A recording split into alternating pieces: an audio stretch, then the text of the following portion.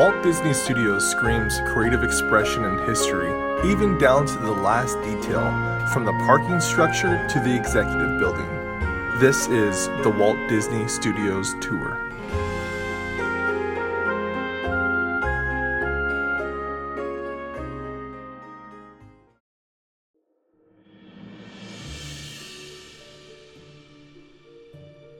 My journey began the moment I left my car. Almost immediately, you feel the presence of Walt Disney. From the sights of the Soundstages to the iconic water tower. As I made my way out of the parking structure, I was taken by the mosaic that covered each floor. This is literally what Disney dreams are made of. I exited the structure with even more excitement. Little did I know my tour would begin. Just down the lane was the legendary Soundstages. In 1940, Disney began his venture into live action features and TV. During this time, Disney needed a place to work on his new projects, which eventually led to the construction of his first stage, Stage 1. His new Burbank property, Walt Disney Studios, officially had its first soundstage. One of the first and most iconic uses for Stage 1 was the filming of Fantasia. But Walt didn't stop there, and his productions needed to expand.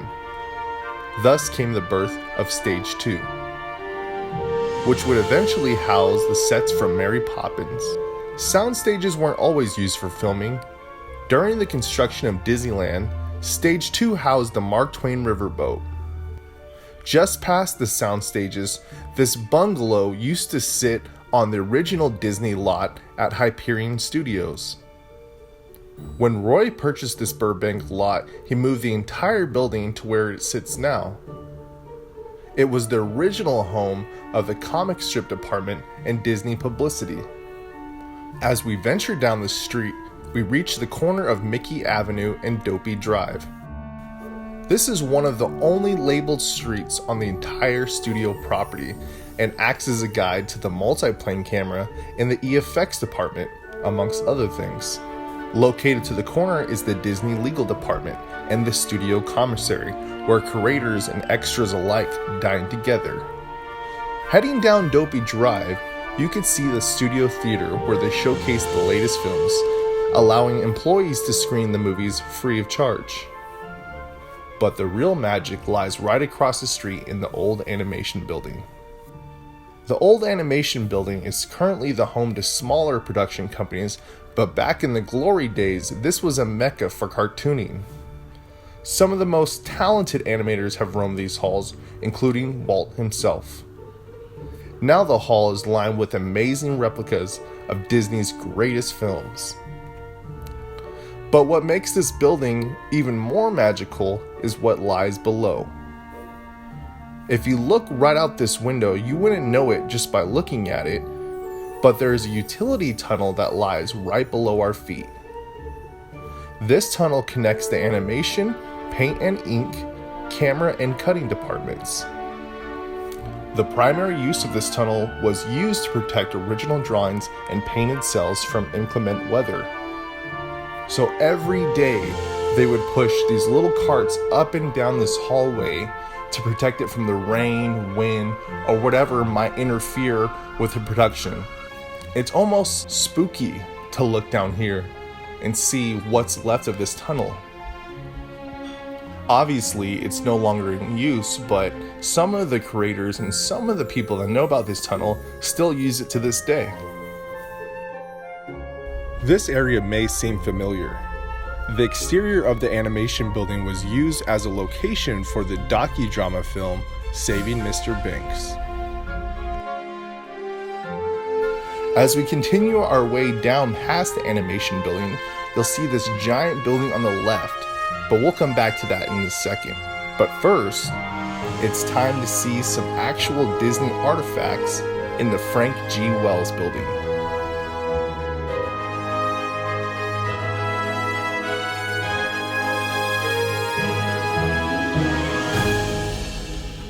Did we seriously lose power in the middle of our scene? We're trying to tell these people what the multiplane... Oh, hey, I'm glad you stuck around. Now this next scene is all about the multi-plane camera, what it does, how it was made, and most importantly, who made it. The visionary, the man himself, let's call him out here, shall we? Walt! Now, this is a different kind of drawing. It also came out of our school of self-improvement here at the studio. It is a blueprint of a piece of equipment designed to make cartoons more realistic and enjoyable. This is the plan for a super cartoon camera. We call it the multiplane camera. It was intended for use in our feature-length cartoons. You see, we decided for features. The camera needed improvement too. Actually, the pre-feature cartoon camera was fairly simple in construction and operation, and generally very satisfactory. The problem was how to take a painting and make it behave like a real piece of scenery under the camera. The trouble was we were photographing a flat two-dimensional background. So we set about making plans and blueprints for a new cartoon camera that would overcome this. The different elements in the scene were separated according to their varying distances from the viewer.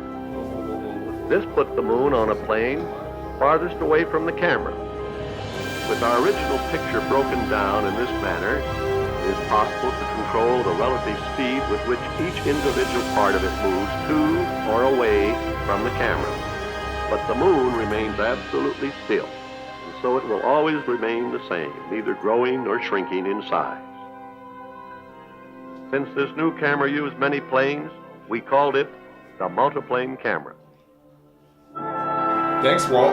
Now let's go check out the multi-plane camera. I'm out of here.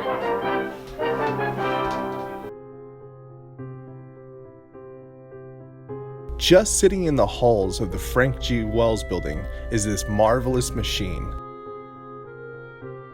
The fact that this was once used by Walt and his team absolutely blows my mind. If you look inside the multiplane camera, you could still see the original stills from Snow White.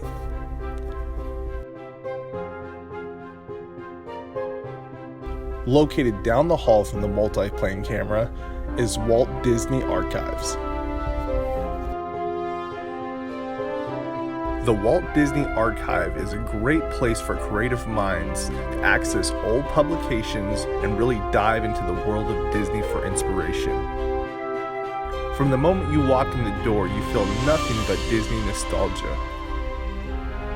During this section of the tour, we had to keep our voice quiet, just like you would any other library. The room is filled with Disney artifacts, from movie props to Walt's original book series.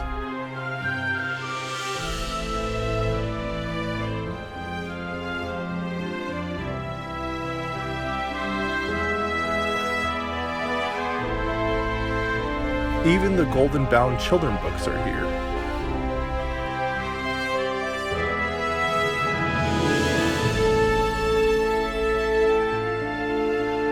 On the left, they have a costume from Tron Legacy, which is amazing, as well as other props from the original Tron.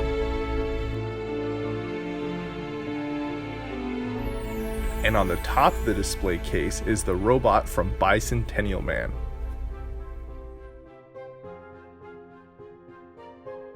Good old Walt himself, standing and admiring all of his works.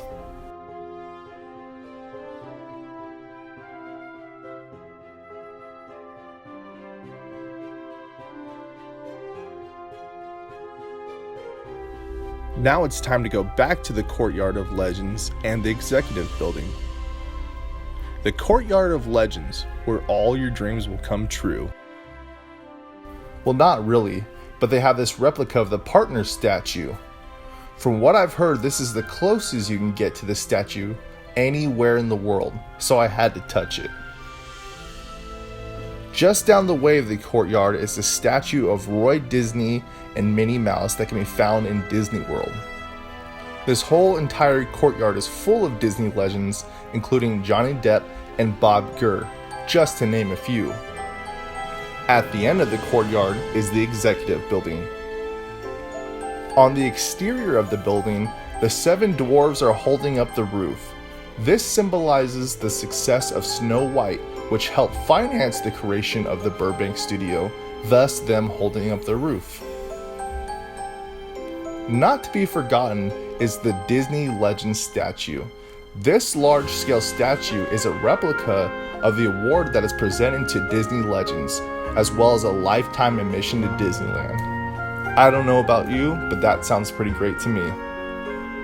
To the left of the executive building is the animation building again, but from this angle you can actually see Walt's personal office. That's his office, right in the corner. An interesting fact is that all the windows in the animation building were designed to let in optimal light for animating. As we make our way around this studio lot, we come to the iconic water tower. Since modern day luxuries such as air conditioning were not an option, the water tower featured in the parking lot acted as the source of air conditioning, which was completely state of the art at those times. Towards the back of the lot, you can see the Disney Film Archive.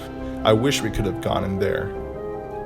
This is where they store all the original prints of Disney's films, and access is strictly limited. Located next to the Disney Film Archive is the most impressive soundstage.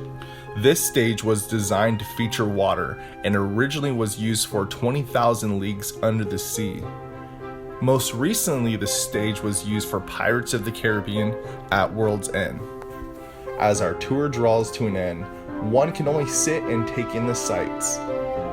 Just outside the parking structure is a historical portable power unit. This power unit was used to generate energy on location when they were out filming. So in modern day Hollywood, typically these days you can have power anywhere, but back in the day they had to lug around one of these massive power units. That is crazy.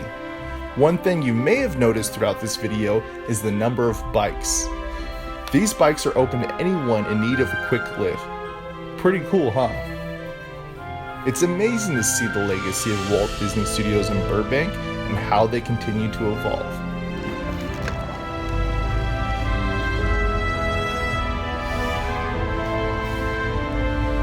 What an amazing day. I am now leaving Walt Disney Studios and I'm so sad. It was amazing. It was awesome. Seriously, like I've never experienced anything like that in my entire life. I hope to come again one day. It's just crazy.